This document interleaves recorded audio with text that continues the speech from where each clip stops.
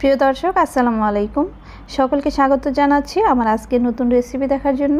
আজ তৈরি করে দেখাবো সুজি দিয়ে একটি মজাদার পিঠা বা তেলে ভাজা বিস্কিট। আশা করি অনেক বেশি ভালো লাগবে আমার আজকের রেসিপি। চলুন তাহলে শুরু করা যাক। সুজি দিয়ে এই পিঠাটি তৈরি করার জন্য প্রথমে একটা পাত্র নিয়ে নিচ্ছি এখানে 2টি ডিম দেওয়ার পর এখানে আমি এখন চিনি অ্যাড করব। এখানে আমি হাফ কাপ চিনি অ্যাড করে দিচ্ছি। সেই সাথে এখানে আমি দিয়ে দিচ্ছি সামান্য পরিমাণ লবণ।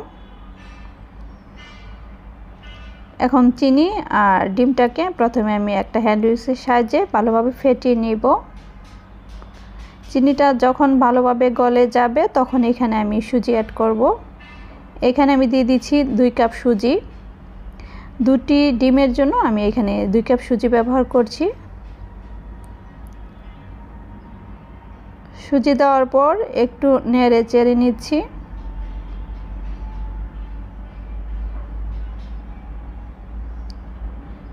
তারপর এখানে আমি দিয়ে দিচ্ছি হাফ কাপ গুঁড়া দুধ।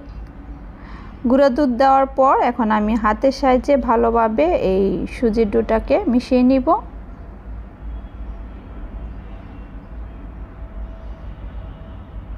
প্রথমে একটু শক্ত থাকবে, তারপর আস্তে আস্তে সুন্দর একটা ডোতে চলে আসবে। ডোটা যখন ভালোভাবে মেশানো হয়ে গেছে এখন আমি এটাকে রেস্টে রেখে দিব 30 মিনিটের জন্য। ঢেকে দিচ্ছি 30 মিনিটের জন্য। 30 মিনিট পর ফিরে এসেছি। এই ডোটাকে আমি হাত দিয়ে আবারও একটু ভালোভাবে মেখে নিচ্ছি। মাখানো হয়ে গেলে এখন হাতের মধ্যে একটু তেল মেখে তারপর একটা একটা করে পিঠাগুলো বানিয়ে নিব।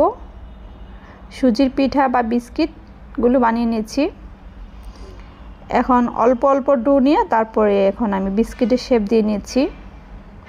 এভাবে করে আমি তেলের মধ্যে ছেড়ে দিব। চলে যাচ্ছি চুলাতে হাঁড়িতে আমি বেশ খানিকটা তেল মিডিয়াম আঁচে গরম করে নিয়েছি। অতিরিক্ত তেলটা গরম করা যাবে না, হালকা গরম অবস্থাতে আমি পিঠাগুলো আস্তে আস্তে করে একটা একটা করে পিঠা দিয়ে দিচ্ছি।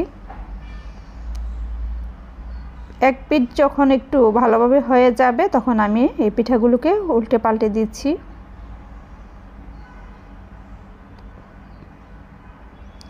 মিডিয়াম আঁচে পিঠাগুলো ভেজে নিয়েছি। পিঠাগুলো ভাজা হয়ে গিয়েছে, এখন আমি তুলে নিচ্ছি।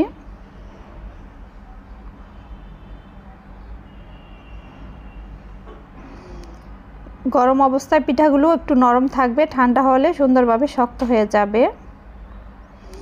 সবগুলো পিঠা তুলে নিচ্ছি। এভাবে করে আমি বাকি পিঠাগুলো ভেজে নিব। ঠান্ডা হওয়ার পর আমি আপনাদেরকে পরিবেশন করে দেখাচ্ছি। একটা পিঠা আপনাদেরকে ভেঙে দেখাচ্ছি। এই তো তৈরি হয়ে গেল খুবই সহজে এই মজাদার সুজির পিঠা বা বিস্কিটগুলো।